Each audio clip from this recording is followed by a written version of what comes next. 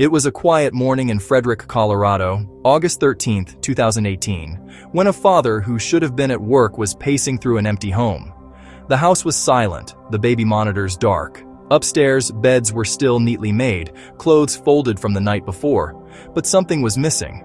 A mother and two little girls had vanished. By that afternoon, police would arrive, and by nightfall, the world would know his name: Chris Watts. We all know the horrific crimes that followed, the story that gripped and horrified an entire nation.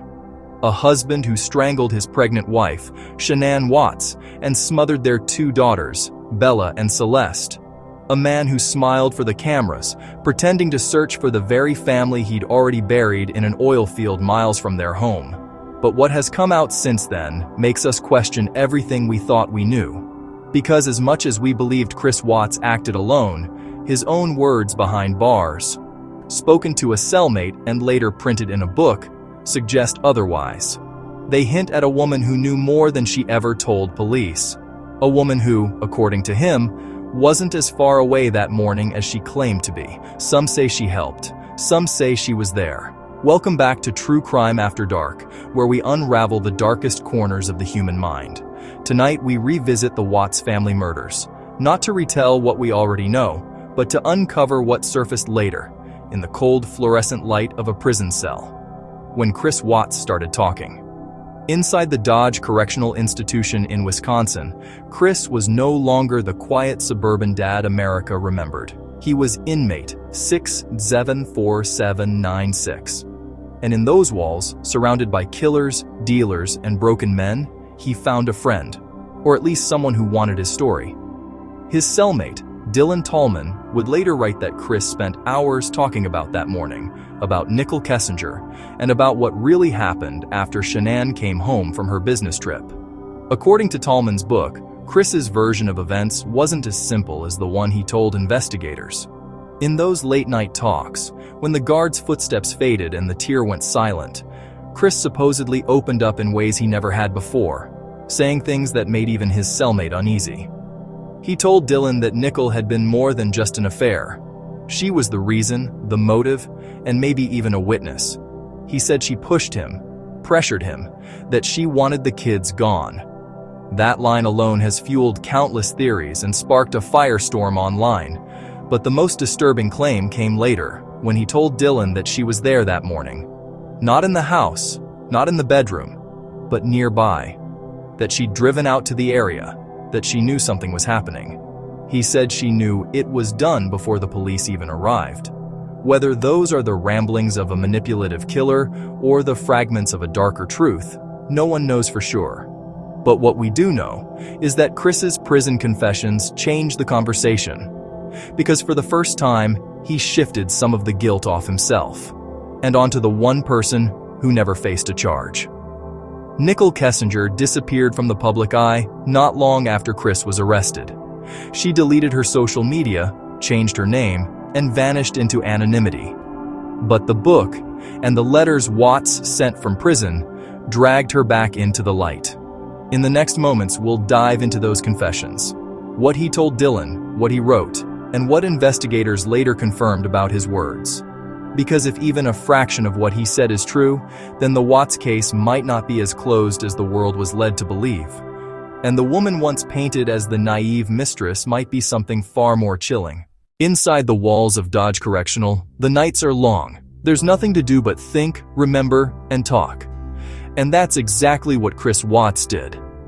According to his cellmate, Tallman, the two would spend hours each night whispering through the dark. Confessions, dreams, nightmares.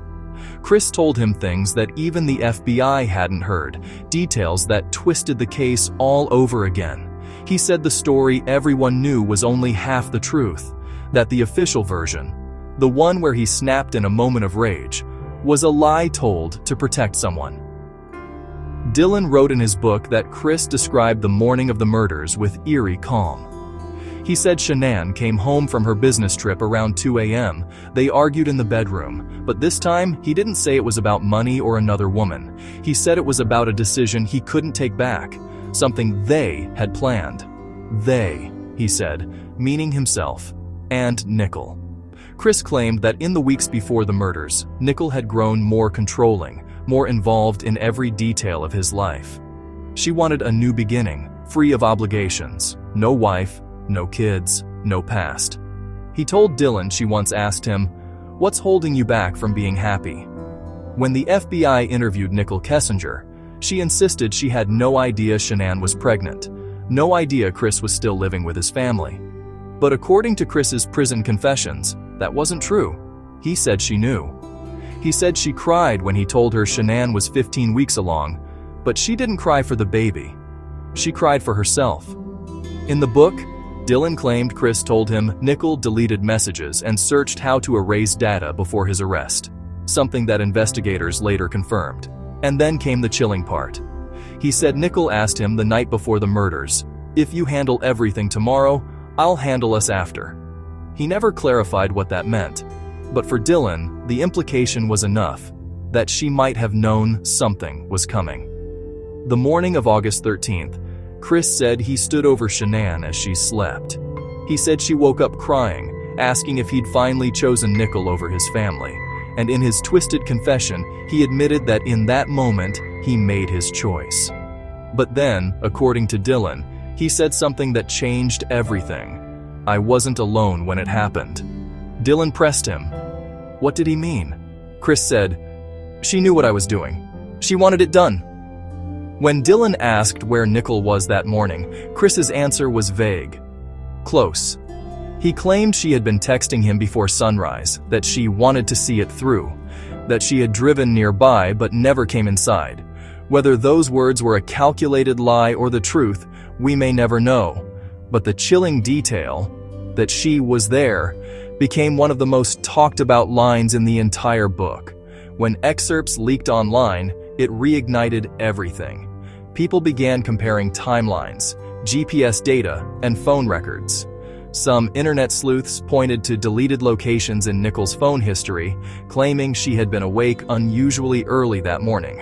FBI documents later revealed she had searched, "Can cops trace text messages?" and "Can deleted messages be recovered?" in the days following the murders. That wasn't illegal, but it wasn't the behavior of someone completely detached either. In the cell, Dylan said Chris spoke about her as if she were still part of his life, still haunting him. He said she visited him in dreams, sometimes as the woman he loved, sometimes as a shadow in the corner, whispering, "You did this for us." He said he tried to write her from prison, but that the letters always came back. She had vanished, changed her name, left Colorado, and never looked back. But the way he spoke of her, Dylan said, it was like he still needed her approval, still believed they were somehow connected. Chris claimed that after he buried Shanann and the girls at the oil site, he texted Nichol that everything was done. When the investigators later checked his phone records, they found a text that had been deleted during that same window. But no one could recover what it said. Dylan wrote that Chris once whispered through the dark, "She told me I had to finish it, that I couldn't turn back." He paused, then added, "She promised she'd come see me after. She never did." The deeper Dylan went into the story, the more he said he questioned whether Chris was telling the truth or manipulating him for attention. But there was one moment that convinced him something darker was still hidden. One night, Dylan asked Chris why he'd confessed to everything if he wasn't alone. Chris smiled faintly and said, "Because I knew she'd never talk." He didn't say Nichol's name, but he didn't have to. When Dylan Tallman finally released his book about Chris Watts' confessions, the reaction was immediate and explosive. Within days, social media was filled with speculation, theories, and anger. Some called it exploitation, others said it exposed what investigators had buried. But one thing was certain, the book reignited the case that had already become one of the darkest in American true crime. The book detailed every alleged conversation, the nights when Chris whispered about the one who knew, the moments when he spoke of the plan, and the times he blamed himself for following through on something he claimed wasn't entirely his idea. Dylan said he'd written it because he wanted the truth out, because he believed there was still more to the story. Law enforcement, however, wasn't convinced. They read the book but dismissed much of it as fantasy. The desperate words of a manipulative killer trying to twist his own guilt into a shared burden. Investigators pointed out that Chris had changed his story multiple times. First denying everything, then blaming Shanann, and now hinting that Nichol was somehow involved. To them, it sounded like another lie told by a man who couldn't stand the weight of what he'd done. Still, people noticed something unsettling. Some of the details Chris told Dylan matched the evidence, things only the killer could have known. His mention of the time Shanann returned home, the placement of the bodies, and the specific words Bella had said, all lined up perfectly with what detectives had documented. So when he hinted that someone else had been close by, people couldn't shake the feeling that maybe, just maybe, he wasn't lying about everything. As for Nichol Kessinger, she had already vanished long before the book hit the shelves. After Chris's conviction, she went into hiding, reportedly changed her name, and disappeared from public view. Some say she entered witness protection. Others believe she moved overseas. The truth is, no one knows for sure. Every trace of her online presence was deleted. Even her search history, recovered by investigators, only fueled more speculation. Her Google searches in the days before and after the murders showed a strange mix of curiosity and preparation. Searches about Chris's wife, about wedding dresses, about moving to another state. And then, days after Shanann and the girls were found, she searched, "Can police trace deleted text messages?" When the book came out, those searches resurfaced in the public mind. The timing, the behavior, the secrecy, it all seemed too perfect, too calculated. People began to ask the question that had haunted the case from the start. Did she really not know? Or did she know everything and stay silent? The FBI officially stated there was no evidence linking her to the murders, but the court of public opinion rarely forgets. Even now, online forums still dissect her interviews, frame by frame, looking for signs of guilt. The tremor in her voice, the nervous blinking, the inconsistencies in her story. Inside prison, Chris Watts remains both hated and pitied. A man stripped of everything, yet still clinging to the fantasy that someone out there cares. In letters he's written from his cell, he sometimes mentions Nikki. Sometimes he calls her the only one who ever understood me. Other times he says she ruined his life. Those contradictions are what make the case so haunting. The way truth and manipulation blur until they're indistinguishable. Dylan Tallman has since moved on, saying he regrets ever publishing the book. He claims Chris started to manipulate him too, using sympathy as a weapon, twisting every conversation until Dylan didn't know what to believe anymore. He said, "When you spend enough time around a man like that, you start to lose track of what's real."